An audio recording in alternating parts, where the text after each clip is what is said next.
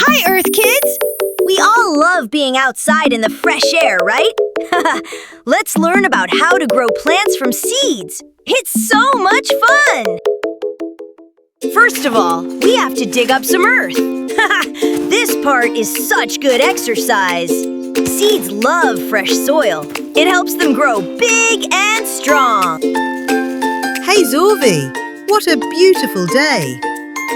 Oh, cool! You are planting seeds and helping in the garden today. That looks like such a fun thing to do. Can I help? Zoe! Hi! Yeah, growing seeds and helping in the garden is one of my favorite things to do. Can you explain some more about how seeds grow for the Earth Kids?